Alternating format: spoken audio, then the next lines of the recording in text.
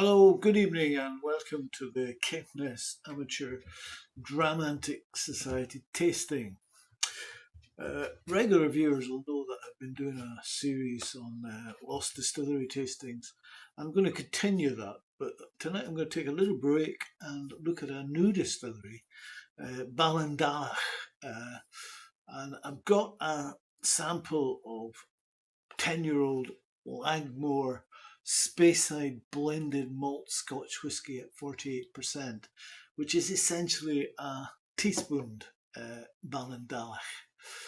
So Ballindalloch Distillery, the land on which the distillery is built has been home to the Macpherson Grant family since 1546 and for 23 generations. Around 1820, there was already a distillery in Delnashoch, less than a mile from the new distillery now. Quite officially and on a larger scale, the third Baronet of Ballindalloch, Sir George Macpherson Grant, then entered the distilling business in 1869 when he became the co-founder of the Cragganmore Distillery. And there were also close contacts with Robert Hay, who built the Glenfarclas distillery on the north side of the Ballindalloch estates.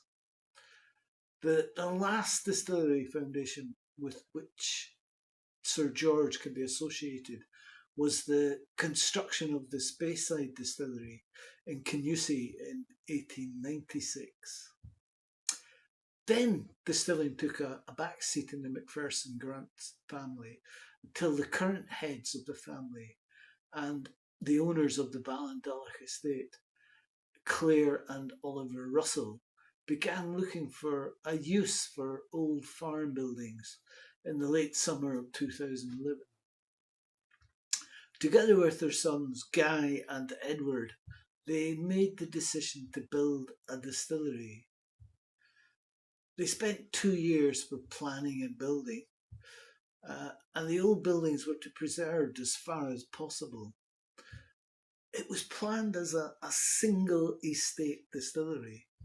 From the production of the raw materials to bottling, all production steps were to happen on the estate. Charlie Smith, the former manager of Talisker, was to become the master distiller, manager and competent advisor during the construction, and the official opening of the Ballindalloch distillery took place on the 16th of April 2015 by the Duke and Duchess of Rothesay, probably better now known as King Charles and Queen Camilla. The production at Ballindalloch does not follow the motto as much as possible. It works in a single shift operation with 3 employees and thus achieves an annual production of 100,000 litres. Everything is done by hand without automation or computers. Distilling takes place in a 5,000 litre wash still and a 3,600 litre spirit still. The stills, the mash tun and other production vessels and equipment were manufactured and installed by Forsyths. The 2 stills have a slightly different shape. The spirit still has an additional small bulge called a reflux ball, which provides additional reflux and thus increased copper contact. The spirit safe of the distillery is a second-hand piece of equipment coming from the Cragganmore distillery and was a gift from the Cragganmore owner, Diageo. The semi-lauter mash tun works with 1 tonne of malt, and Ballindalloch uses grain grown on the Macpherson Grant's own estate fields and malted by Baird's in Inverness.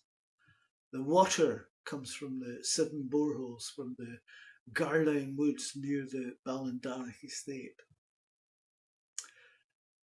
Fermentation takes place in 5 Oregon pine washbacks, and the fermentation processes vary in length due to the 5-day week.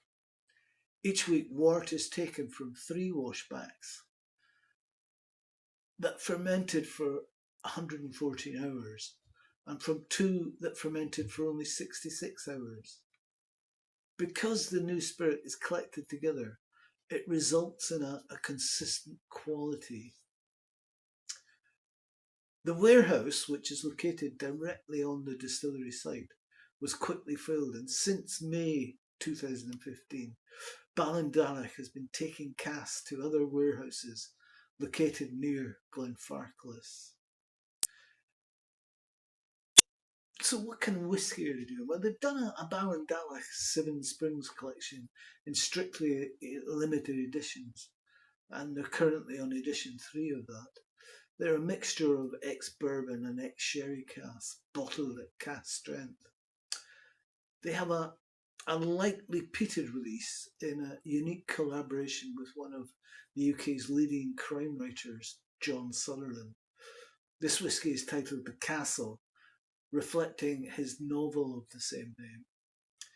The casks were selected from a mixture of first and second fill bourbon casks from 2015, with the second fills previously containing peated whisky, hence giving it that lightly peated nature. So the whisky I'm going to try is a Lagmore Speyside blended Scotch whisky at 48%, 10-year-old from Living Souls. And I've got this sample from the Spirits Embassy tasting sets. I've tried a few Living Souls and I think they're very good. They believe some of the most remarkable whiskies are those that wander off the beaten track. They aim to uncover the hidden gems and add their own touch and bring their stories to life through a world of small batch spirit masterpieces. So this juicy Lagmore is mostly 10-year-old Speyside single estate malt, matured in first fill bourbon barrels. It's a juicy Speysider. It's a teaspoon malt dubbed Lagmore, and it's essentially a Ballindalloch single malt whisky teaspooned with Manic More, and it was independently bottled by Living Souls after spending a decade maturing in a host of bourbon barrels before bottling. So natural colour, non-chill filtered, quite pale copper in the glass, quite a thin tide line, well, reasonably viscous, nice tears.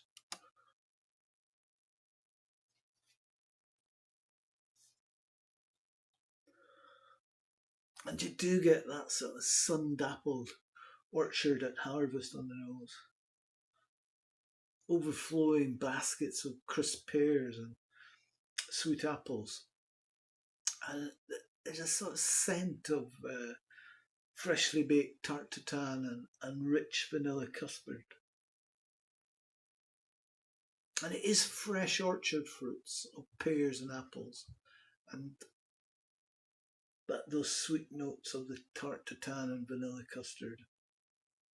Crisp pears, sweet apples. It's fresh, taut, fermentary, and it's close to the barley. And apple and sourdough are in there, along with pears. I'll try them both.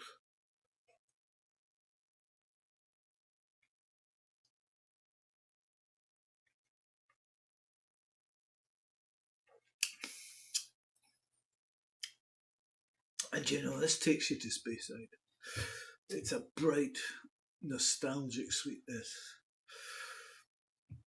It captures the simple pleasures of a golden Speyside afternoon. You get the baked fruits and soft vanilla and a touch of malted biscuit.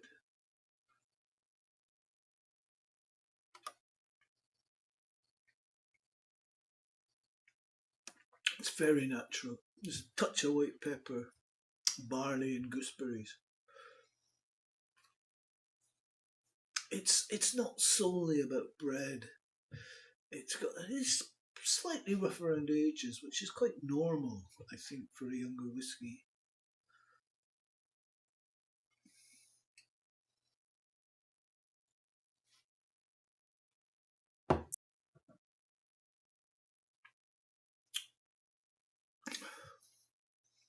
And you get that on the finish. You get the lingering orchard freshness with a gentle sweetness, very Speyside-y. And it's rather long, the finish, with a hint of grassiness. I'm going to add a mill of water to this. This is good stuff, I have to tell you.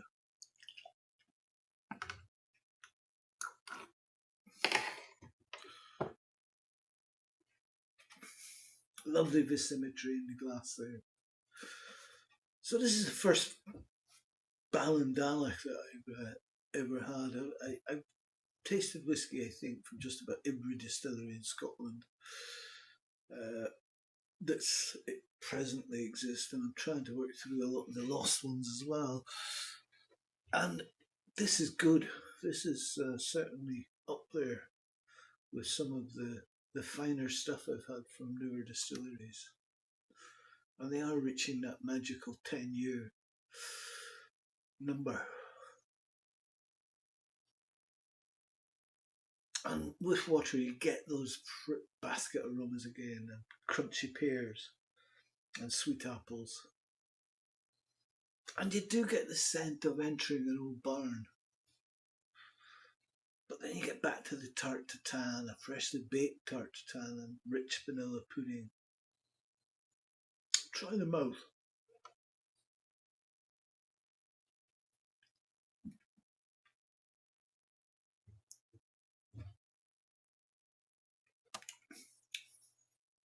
And you get the sweetness of syrup, malt and oak, salted apples, olive biscuits, anchovy crackers, and there's a sort of a salinity there, which I didn't really expect to find on this whiskey.